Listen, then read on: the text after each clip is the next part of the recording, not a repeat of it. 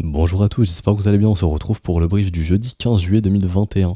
Alors aujourd'hui Bitcoin comme d'habitude la base de tous les briefs, je vais rentrer un peu plus dans un scénario que je trouve franchement intéressant, je l'ai évoqué aux élèves et j'ai l'impression qu'on semble se diriger vers ce genre de scénario, on va en parler aujourd'hui. On parlera de fractal encore une fois mais je vais aller encore plus loin dans le fractal parce que c'est grossier tellement ça se ressemble. On va parler, je pense que je vais faire ça sur cette chart ici, ça je sais pas si je vais en parler, non ce sera bon. Je reparlerai des spreads ici, je vous expliquerai ce que c'est ces spreads ici, parce que je vais en parler du coup lors du scénario Bitcoin. Le dollar index, je sais pas trop si je vais en parler, pour l'instant ça n'a pas bougé, d'ailleurs je vais mettre la zone de combat, c'est vrai qu'elle n'est pas matérialisée ici. Hop, boule ici, bear ici, en cas de résolution baissière, le dollar index mangera probablement un retracement, donc à ce moment-là, ça pourrait être bénéfique pour Bitcoin. Mais je vous parlerai du scénario Bitcoin justement, puisque comme on l'avait évoqué rapidement dans le sommaire, je le dis, mais il y avait un menteur entre le gold et le dollar index, dans le sens où généralement les deux vont pas trop dans le même sens, et c'était probablement peut-être le dollar index le menteur, parce que le gold a l'air de reprendre un peu de poil de la bête. Alors, et je parlerai aussi du coup du secteur NFT qui performe très très bien. Je vais en parler aujourd'hui du secteur NFT, mais je vais parler de Chiliz pour le coup qui fait partie de ce genre de secteur et qui redevient de plus en plus intéressant. J'en ai déjà parlé la semaine dernière, mais là ça se confirme de plus en plus. Et si vous regardez tout ce qui est secteur NFT, je vais rajouter du coup EWT de mémoire C. Non, c'était pas ça, c'était ERN. Chaque fois j'oublie. ERN, mais sous forme Uniswap et Binance, puisque c'est dispo sur Binance, mais le plus historique c'est sur Uniswap. Du coup, je vais le mettre ici. Ok, alors, on parlera de liquidité, etc., etc. Alors, Bitcoin, je vais directement vous parler d'un fractal. Non, je vais directement aller sur le court terme, désolé. Alors, en une heure, Bitcoin, on va voir est-ce qu'il y a de la divergence, est-ce que ce rebond, c'est un bottom ou pas. Je vous spoil pour l'instant, non. Ce rebond n'est pas un bottom, on en a parlé hier, il y avait un peu trop de vendeurs qui venaient shorter le marché pour le coup. On en parlait quand on était vers ici, voilà. Donc on est venu taper pile poil la liquidité acheteuse, hein, donc cet outil est vraiment trop puissant, c'est incroyable. On a vu qu'il y avait des liquidations vendeuses ici et ici, on les avait dessinées, donc le marché fait quoi? Oh, le pied qui craque. Le marché fait quoi? Vient chercher ces liquidités juste ici, 33 000, on dépasse un petit peu, voilà, histoire de chasser encore des stops. Et boum, on redescend. Ça, c'est simplement un marché qui vient chasser des vendeurs parce qu'on n'a toujours pas retrouvé un intérêt acheteur sur ce marché. Les acheteurs n'arrivent pas à reposer un bottom, l'intérêt acheteur est ici. On voit que les acheteurs essaient de se manifester mais se font bouffer assez rapidement. On retrouve des deltas négatifs, donc les vendeurs restent majoritaires ici. Encore une fois, la zone acheteuse est ici. Bon, j'en reparlerai pas plus, j'en ai déjà assez parlé. Je vais juste parler ici des liquidités bulls, hein, donc des liquidations acheteuses à venir chercher, 31 008 et jusqu'au 30 600. Il n'y a pas grand chose en bas, en tout cas sur l'outil ici, mais ça se mettra à jour quand on viendra chercher les zones de prix. Pareil ici, on voit bien que dans les 31 200, ça grouille de liquidation acheteuse potentiellement. Donc le marché va se faire un plaisir d'aller les chercher.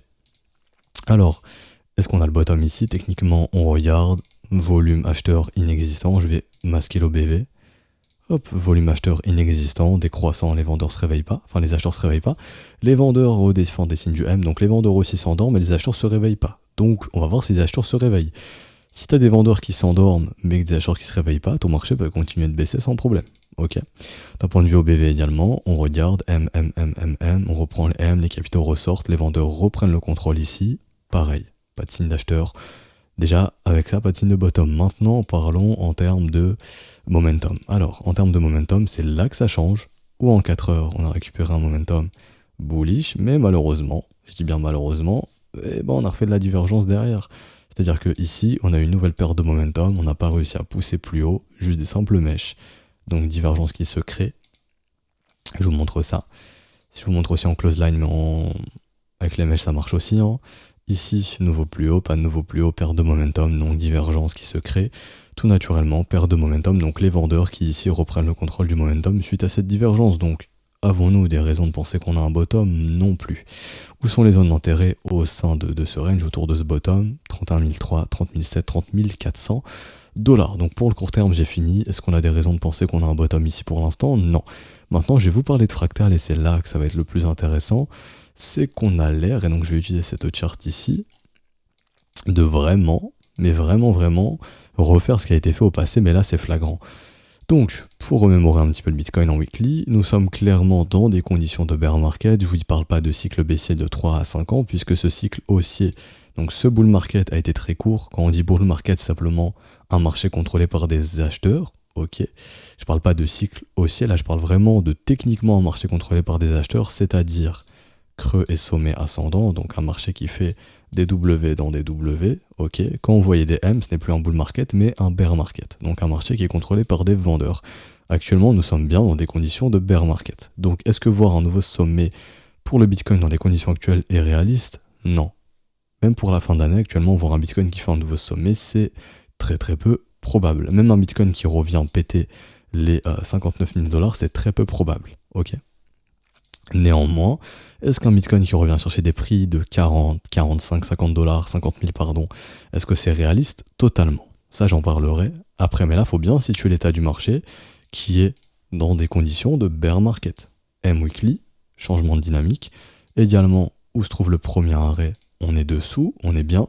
On a toutes les conditions ici d'un marché qui est dans un bear market. Ok, tout comme ce fut le cas ici, où ici, condition d'un bull market, ça a été très court, condition d'un bear market jusqu'à ce que ce soit inversé, ça a été inversé ici. Ok, ça a mis du temps, mais on l'a quand même fait.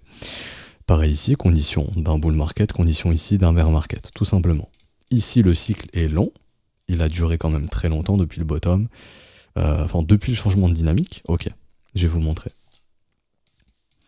Alors, ici, donc, la confirmation du bull market a été ici, W mensuel, enfin ici c'est weekly mais c'est en mensuel, WWW, poursuite, donc le cycle a duré très longtemps. Si on prend réellement depuis la confirmation, on est de nouveau repassé dans des conditions de bull market. Ici, on a trouvé notre sommet, donc on est repassé en bear market. Ici, on a eu 798 jours de bull market, donc il est tout naturel que le bear market soit équivalent, voire aussi long. Vous prenez ici, hop, la reprise du bull market, donc lors du W weekly, a été faite ici, donc 448 jours, ça a été plus vite. Il y a eu une autre transition, donc là, hop, bull market qui a duré très peu, jusqu'au prochain bear market, donc jusqu'au prochain M qui s'est confirmé ici, et donc on a réinversé ça quand? Pareil, un équivalent, donc là ça a été un peu plus long pour le coup, ça a été un petit peu plus long, mais là quand on a revu du W weekly qui s'est formé ici, on a réinversé. Donc là pour le coup, cette phase a été vraiment une grosse phase de transition, et si on prend réellement la reprise, c'est quand on est venu péter ici le sommet, qu'on a fait cet énorme W, là ça a été la reprise du marché haussier. Donc ça a duré, grosso modo, jusqu'au M, 189 jours. Donc si on fait quelque chose d'équivalent, vous prenez ici depuis le M, on peut targeter ça jusqu'en fin d'année. Je dis bien, pas un nouveau sommet, juste poser un bottom, ça pourrait se faire. On pourrait retourner dans des conditions de bull market, donc simplement retrouver du W pour la fin d'année. Ok, je dis bien potentiellement. Ça peut être un peu plus long, mais techniquement, le cycle, enfin, on ne devrait pas reconnaître un cycle aussi chiant que ça. Techniquement, je dis bien techniquement. Ok. Donc, on va partir sur une base de on pose un bottom en hiver, donc allez, on va se dire on va se laisser jusque février, janvier, voire mars pour un rallye au printemps. Bon, ça je vais supprimer, on s'en fout, je voulais pas vous parler de ça aujourd'hui. Je vais vous parler de liquidité aujourd'hui encore une fois, mais de liquidités qui sont évidentes. Donc je vais aller sur BitMEX. Hop. XBT USD BitMEX.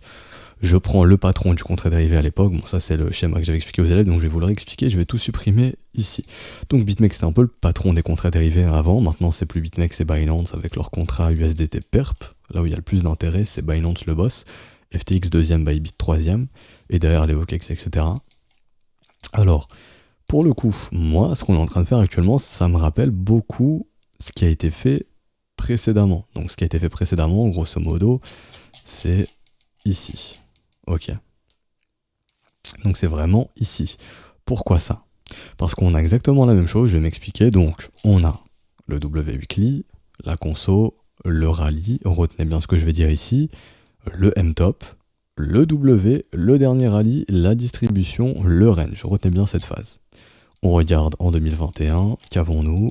Bizarrement, la sortie en W weekly ici, l'accélération, le nouveau W, accélération, donc grosso modo, ce qu'on a eu ici, l'accélération.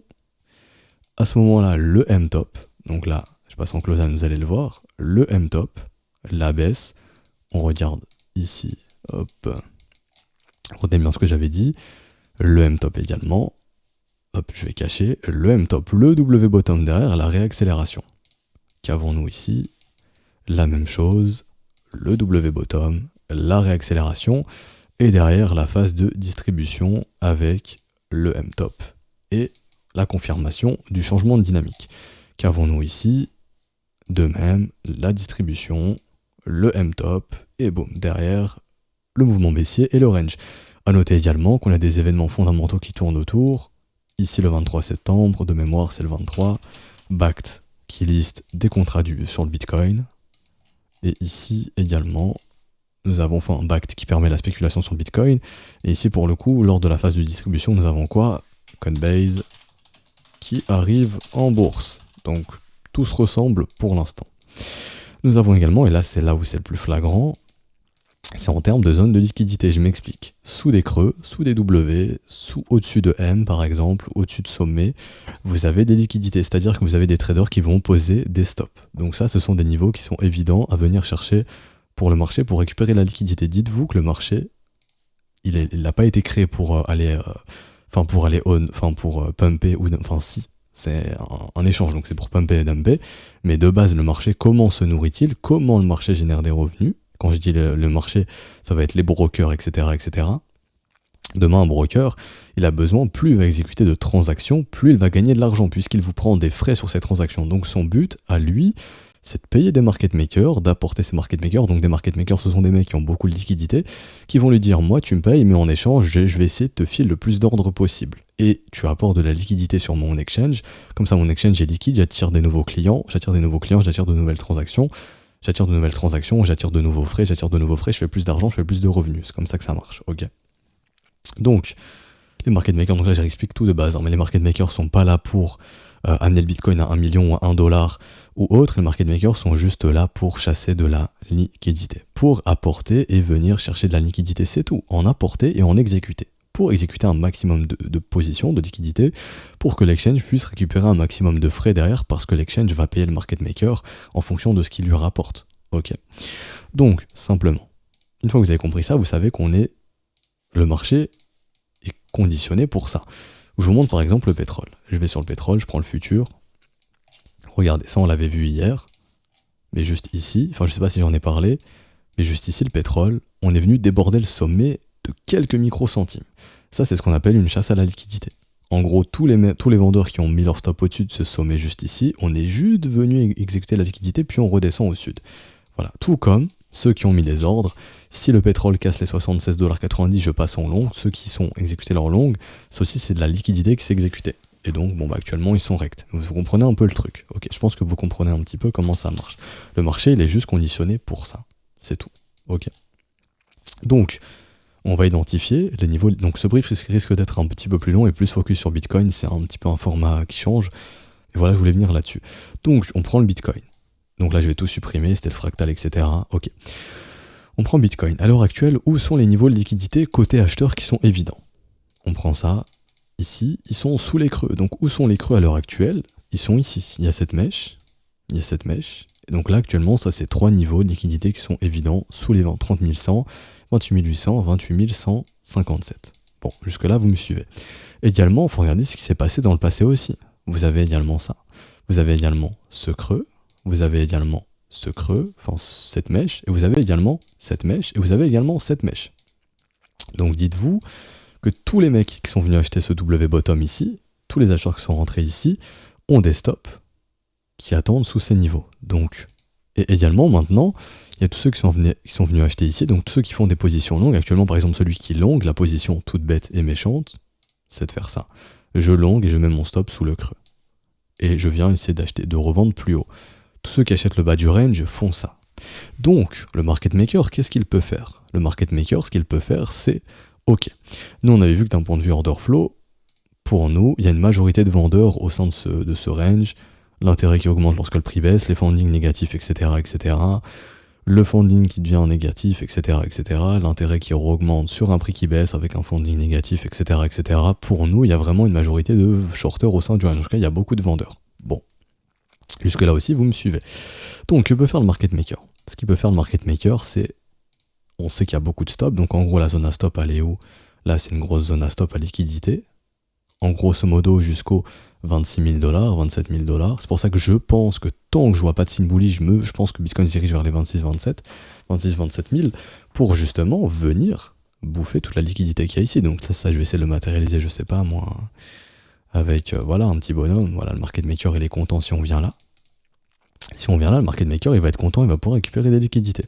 Mais faut pas oublier également qu'il y a beaucoup de vendeurs qui sont venus shorter. Donc si on fait un breakout qui nous ramène à 20 000, tous tes vendeurs qui sont venus shorter dans le range, même ceux qui sont venus shorter le bottom, par exemple ici, tous ceux qui shortent ici actuellement, enfin tous ceux qui shortent le bas du range, tu vas tous les faire gagner. Et à ce moment-là, c'est peut-être pas trop ce qui est rentable. Bon.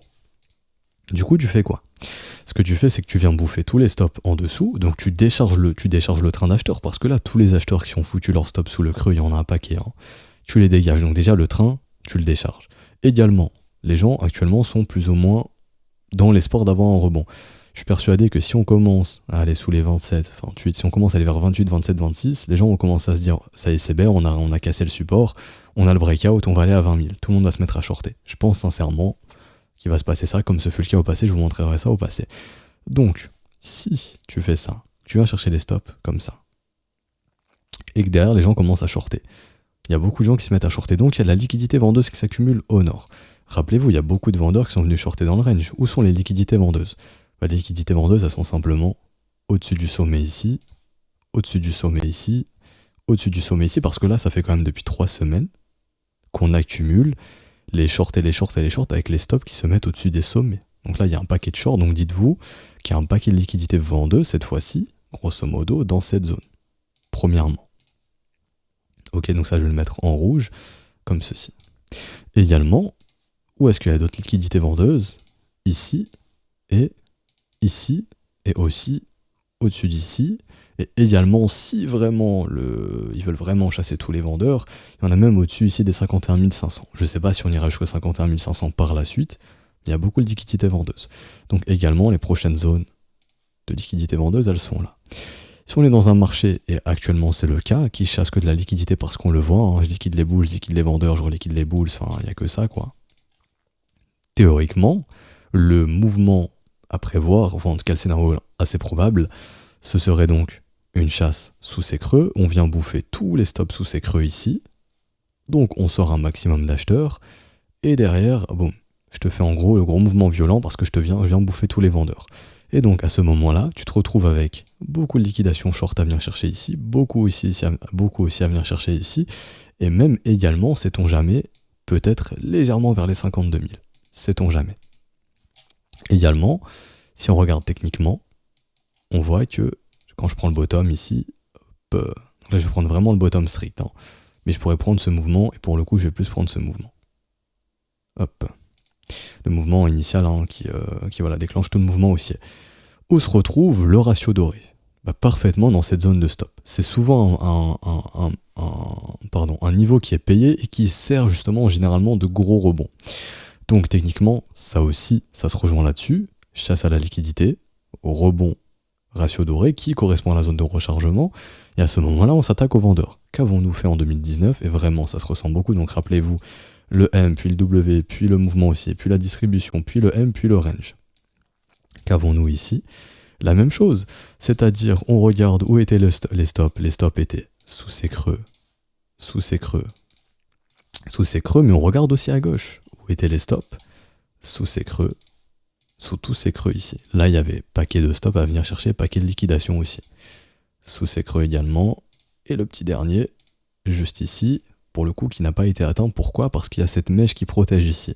Donc là, si on voulait aller bouffer tous les stops sous ces niveaux, là, il y a cette mèche qui protège, c'était trop bas. Qu'est-ce qui s'est passé? Tout le monde est venu shorter ici. Donc, le sentiment était assez bull, où le Bitcoin va repartir. Là, quand on a eu le breakout ici, tout le monde est passé bear. Et là, ici, une grosse hausse de l'intérêt. Normalement, je peux avoir ça sur Trading Light. Si je vais sur le contrat de BitMEX, je peux vous montrer ça. Si j'ajoute indicateur Open Interest, waouh, je sais pas ce que j'ai fait là. Open Interest. Donc là, c'est vraiment un brief qui sort de l'ordinaire, mais bon. Open Interest, normalement, c'est le bon. Je l'ajoute. Ok, ça a l'air d'être ça, il n'y a pas de problème. Alors, je vais passer en daily, sinon on va attendre 40 ans. Je vais, hop, mettre ça. Ça, je vais le retirer, on s'en fout du CVD, pour le coup. Hop. Donc on va aller ici, si j'ai l'historique c'est nickel, si je l'ai pas tant pis, mais normalement je l'ai. Voilà.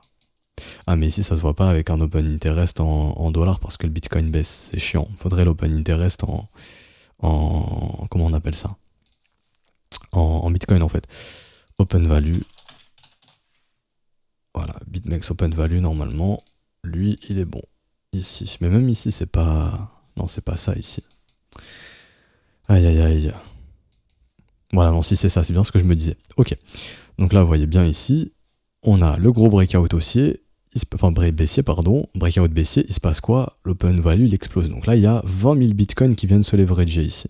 Enfin on passe de 96 000 à 100 grosso modo, 110 000, c'est beaucoup, ok? Ça fait une hausse de, on va dire ici 96 000, 12 000 bitcoins grosso modo, ok? Donc c'est beaucoup, 12 000 bitcoins qui viennent ici majoritairement en short, ok? Et également ici on voit bien que sur le mouvement baissier, pareil, open interest qui augmente, ici, dès qu'on a un rebond ça baisse, beaucoup de shorters. Donc qu'est-ce qu'il est venu faire le market maker ici? Il identifie que ça commence à shorter massivement ici, ok, et que ici sur le breakout tout le monde a shorté, également.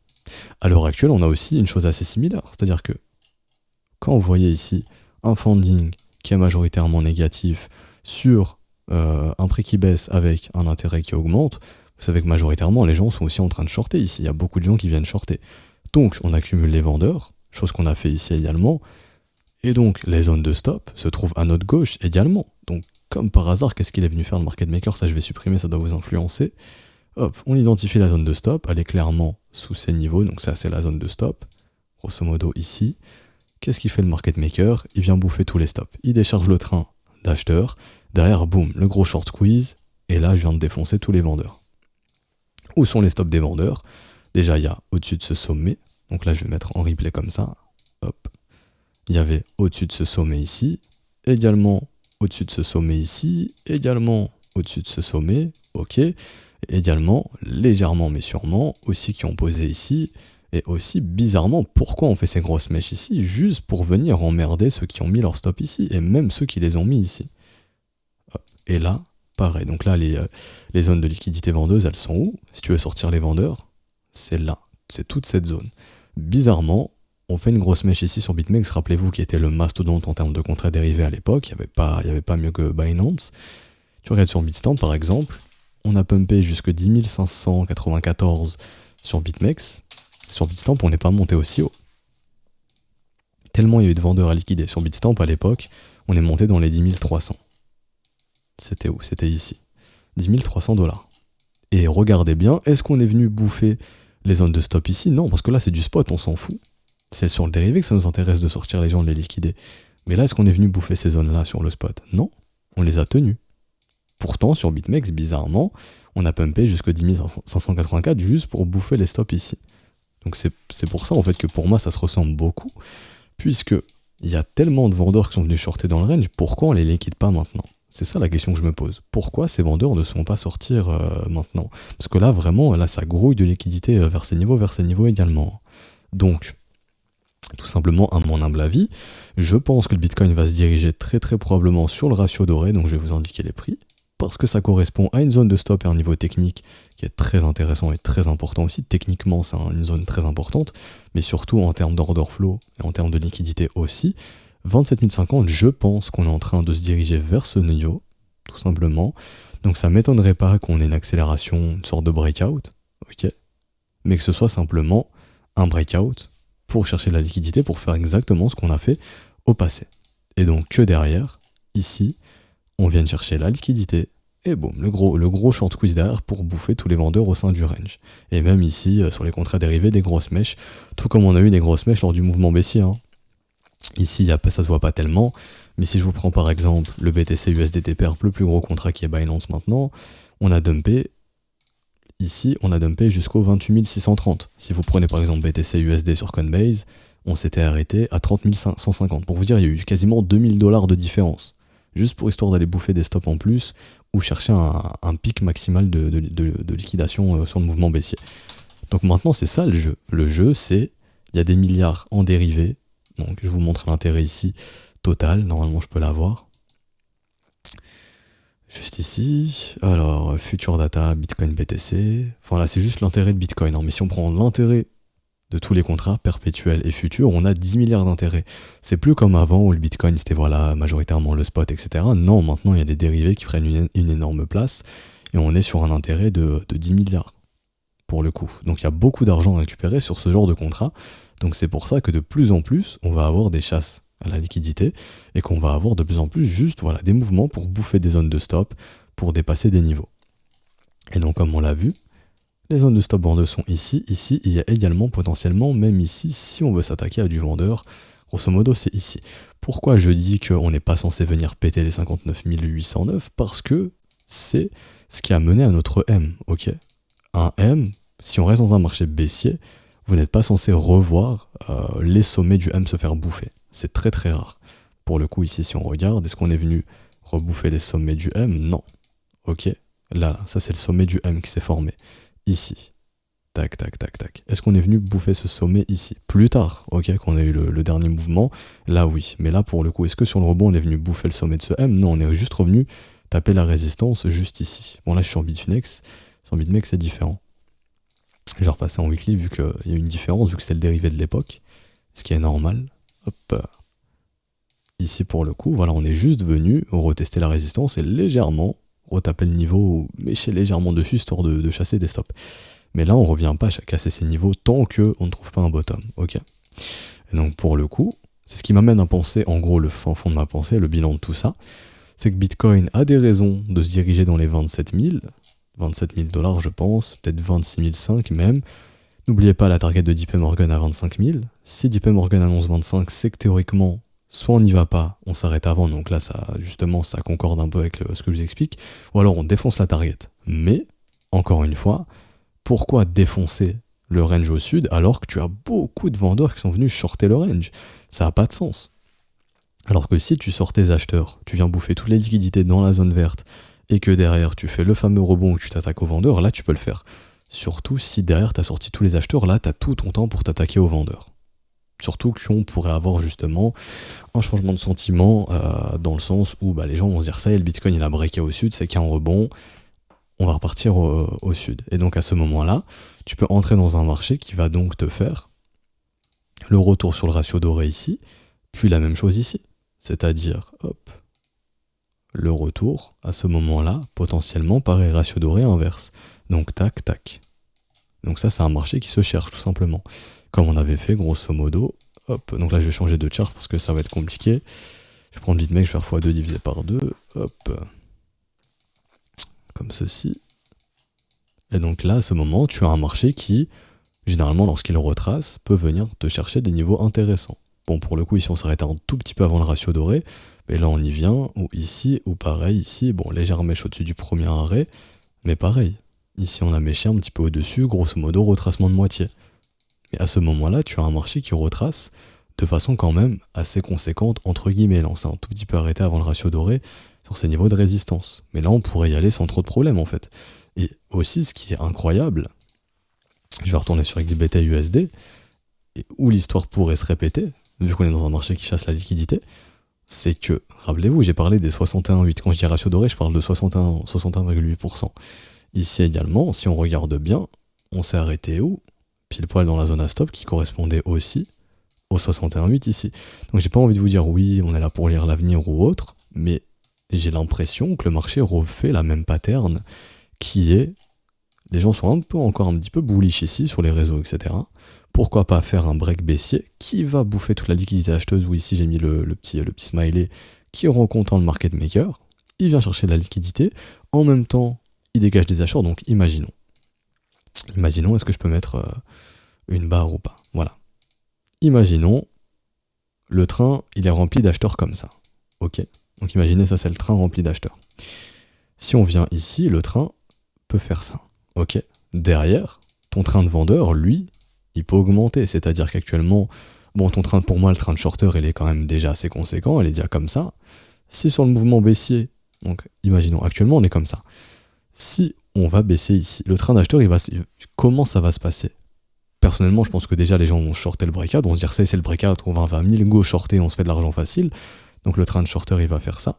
Et le train d'acheteur également, il va faire ça, il va se diminuer.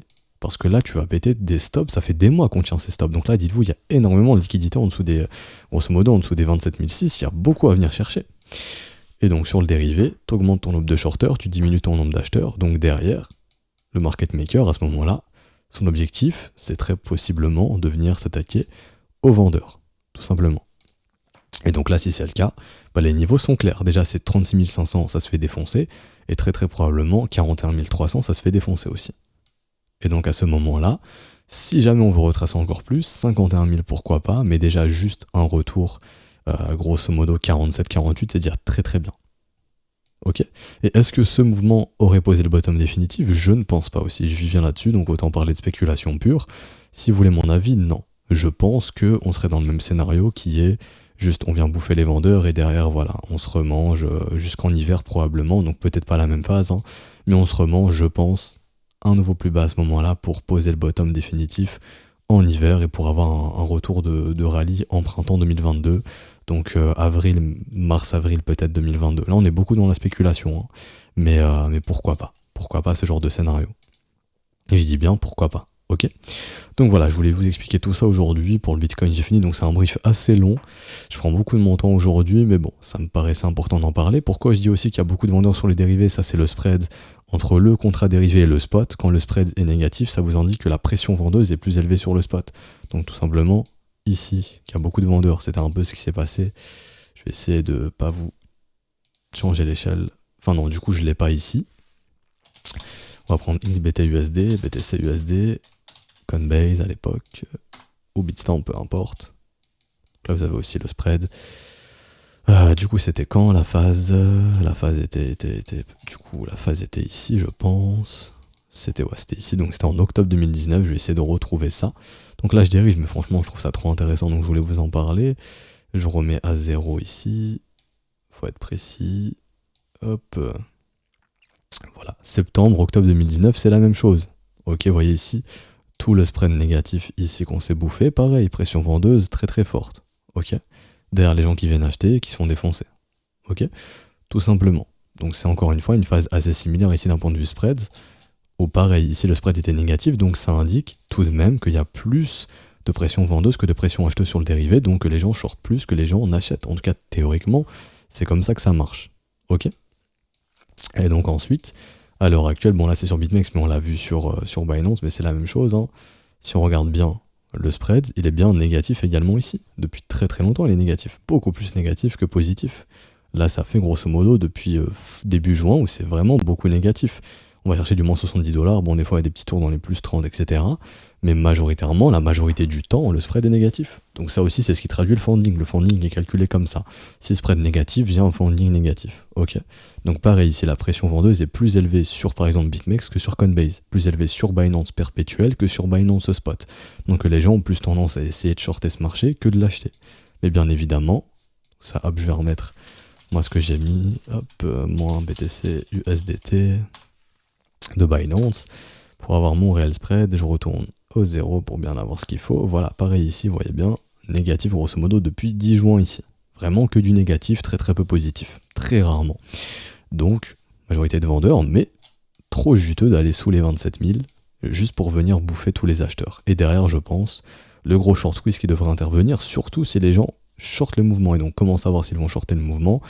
Vous regardez juste ici. Si on va le voir ensemble, hein, si on voit l'intérêt augmenter, le funding est dans le négatif, on trouve des pics de liquidation, on se dira ok, tout le monde est venu shorter ici, c'est le moment de tous les squeeze derrière. Comme on l'a fait en gros en 2019.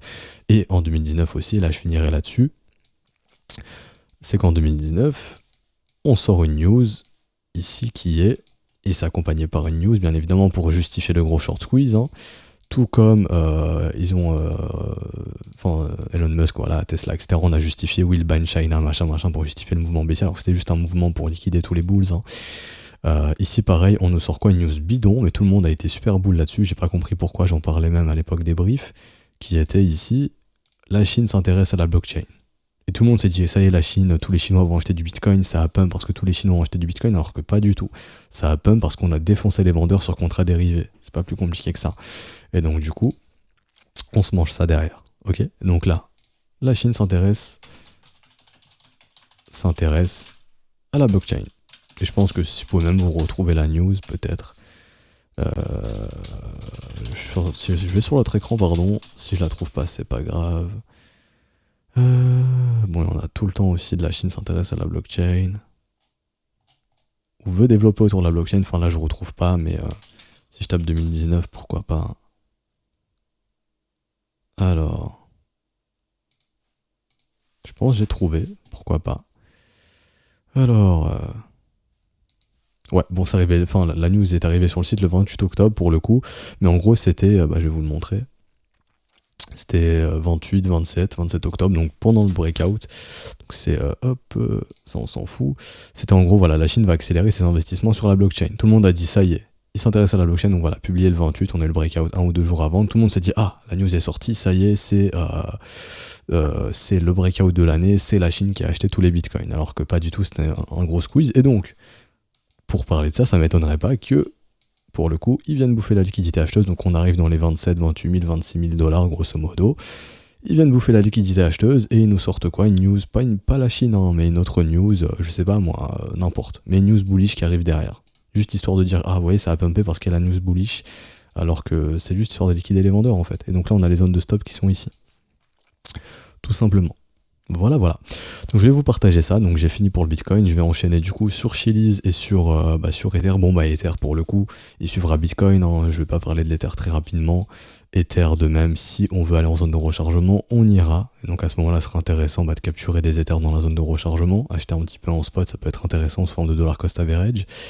Et ça devrait suivre le mouvement du Bitcoin tout simplement. Donc si Bitcoin va dans les 26-27, Ether il ira probablement sous les 1700. Et pareil, il ira chercher voilà, des prix en 1004, 1005 probablement, peut-être, je dis bien peut-être. Hein. Et par exemple, les zones de stop sur Ethereum sont où? Se trouvent sous ces niveaux, sous le niveau des 1548, donc ça m'étonnerait pas qu'on puisse aller sous 1548, juste voilà, histoire de chasser quelques stops sur Ether, mais je pense que c'est surtout sur le Bitcoin où il y a du stop à venir péter majoritairement. Ensuite, et voilà, je vous parle de Chiliz aujourd'hui parce que le secteur NFT est vraiment en forme, et je vous parlerai de ERN ensuite. Alors Chiliz, on en avait parlé, ça commence à se confirmer maintenant. Si Bitcoin ne vient pas gâcher la fête, bien entendu, en gros on a le breakout ici, en termes d'OBV, l'OBV est croissant, tout est bien. Ce qui manque c'est le volume. Ce qui manque c'est le volume bien entendu. En termes de momentum, c'est vachement positif. On a un momentum qui est bullish ici. Donc on a toutes les raisons de penser que Chiliz peut se mettre à retracer. Hier on avait parlé de Cocos qui a bien retracé dans la journée, du coup vu que c'est un secteur NFT. Et donc Chiliz qui est aussi NFT devrait bien retracer si Bitcoin bien entendu vient pas casser le délire en faisant son breakout baissier en allant chasser la liquidité. Il faudrait d'abord que Chiliz fasse son mouvement avant que Bitcoin fasse son break baissier s'il le fait bien entendu, si on suit le scénario que je vous ai expliqué. Alors, et du coup oui, en termes de retracement on a 46 centimes, 55 centimes, zone de rechargement de short 65 et 77 centimes vu que le marché NFT est très en forme, je vais vous montrer ça ici, hop, donc là c'est catégorisé par secteur, tout ce qui est dans le vert c'est tout ce qui correspond à la NFT, vous voyez ici on a Chiliz, voilà, tout est dans le vert côté du NFT, c'est un peu le secteur qui est hypé, il y a quasiment que les alt NFT qui pump. Là je retourne sur ma watchlist à moi pour les briefs, Major Alt Daily Brief ici, je suis sur Chiliz, donc voilà, le setup est en train de se déclencher, une cassure des 28 centimes, grosso modo pourrait déclencher le dernier niveau à venir breaker. Si certains cherchent à investir ou à déclencher des trades sur Chiliz, ça peut être intéressant, je dis bien ça pourrait être intéressant à le faire ici, bien entendu la position exécutée serait quelque chose comme ça. Une entrée ici avec un stop sous le creux, et on target du 2 pour 1, ou un retracement de moitié, ou juste 2 pour 1, je risque 1 pour gagner 2, c'est très très bien. Retracement de moitié, voilà le jour de trade, j'ai un stop sous le plus bas, si le stop s'active. On risque sur ce genre de trade 1% max de capital. Et donc ensuite on a ERN que je trouve très intéressant également, qui lui est Uniswap, ok, mais qui est dispo sur Binance, ERN USDT, qui vient d'être listé, et donc qui est pareil, très très bullish. Et donc ici je vais le regarder moi personnellement sur Uniswap, parce que c'est là où j'ai le plus d'historique, hein. Mais pareil, très très bull dans le sens où, bon, faut pas faire attention au volume sur Uniswap, à l'OBV, etc. J'en prends pas en considération personnellement, vu que c'est pas très très intéressant, mais le volume peu à peu redevient croissant, je vois les W sur le volume acheteur, c'est bien, mais également ici, on a bien retracé, cette grosse zone ici de W montre que des gens sont venus accumuler ici, très très bien, ok, et également ici, donc non, c'est pas ça que je voulais, c'est pas trop ça pour le coup, c'était contre, pas contre Ethereum, moi c'est contre USDT, donc ERN Uniswap. Où est-ce qu'il est? À moins que ce soit ça, mais la charte me semblait plus jolie tout à l'heure. Attendez 2 petites secondes, sinon je le fais sur mon USDT, mais il n'y a pas tout l'historique, c'est dommage, mais hop. Voilà, c'est bien ça. Voilà. C'est bien mon collègue qui a dû le mettre contre le THUSD. Ok. Donc, déjà, j'ai tous ces W qui montrent qu'il y a de l'intérêt acheteur ici. Hein. Les vendeurs n'arrivent pas à pousser les prix plus bas. Et idéalement, en zone de rechargement, nous venons faire quoi? Nous venons consolider. Les W se montrent. Donc là, on est clairement dans une dynamique haussière. William hors des d'enfoncement, j'aime beaucoup. Le momentum qui a fait une légère divergence ici. Donc là également, c'est très positif. Légère divergence ici. Mais c'est bien positif, ok. Et ensuite, derrière, nous avons bel et bien les W qui se forment, premièrement ici, et donc en cas de cassure ici, des 12$ serait extrêmement positif, mais ça déjà c'est extrêmement positif. Également à noter, si nous voulons analyser le momentum baissier, nous regardons la trendline, nous sommes de l'autre côté, les W se montrent de l'autre côté, nous avons donc acceptation du mouvement de l'autre côté de la trendline, et ça généralement, ça amène des phases de retracement. Et donc ici par exemple, si nous voulons un retracement intéressant, nous avons premier arrêt, mais je pense qu'il faudrait plus se focus sur un retracement du précédent mouvement baissier. Et donc à ce moment-là, je supprime ça. Et donc premier arrêt ici, 13$. Et ensuite, zone de rechargement de short, qui à mon humble avis serait une bonne zone de prise de profit, entre 19 et 24$ juste ici. Bon, si ça veut retracer plus, ça retracera plus. Mais à mon humble avis, ici pour moi, il y a un signal d'achat clair. Donc le setup, ce serait quoi? Ce serait ça, surtout que le secteur NFT est un peu mis en avant actuellement dans le marché. Il faut suivre les capitaux là où ils vont. Hein. Le stop se mettrait soit sous la structure ici, soit sous le plus bas, comme vous voulez. Ok. Et donc une prise de profit claire et nette assez simple, ratio doré ici de 92, très bon risk reward, un trade très simple ici. En tout cas, il y a clairement des acheteurs qui se manifestent et qui ont des envies de pousser les prix. Maintenant, encore une fois, warning, Bitcoin. On a le warning Bitcoin tout le temps. Ok. Donc je vais m'arrêter ici, j'espère que ça vous aura plu, c'était un brief assez conséquent, mais voilà, je devais parler de tout ça. Du coup, on se retrouvera donc demain. Si vous voulez rejoindre l'école et assister au brief privé qu'on a avant avec les élèves, tout est dispo aussi dans le Discord public. Dès que vous arrivez, vous allez dans le bienvenu, vous avez toutes les explications, vous pouvez rejoindre via les modalités crypto. Bien entendu, si vous voulez rejoindre, ça vous intéresse. Également, vous avez accès à 14 heures de cours immédiatement, 15 heures maintenant, parce que j'ai rajouté un cours sur Ishimoku. Nous avons aussi plein d'autres modules de cours, etc., des exercices, etc. Donc voilà, n'hésitez pas, si le contenu vous a plu, n'hésitez pas à laisser un petit pouce bleu, c'est la moindre des choses, ça récompense le travail qui est fourni. À vous abonner, ce n'est pas déjà fait. On se retrouve donc demain. Je vous souhaite une bonne journée. Ciao, ciao.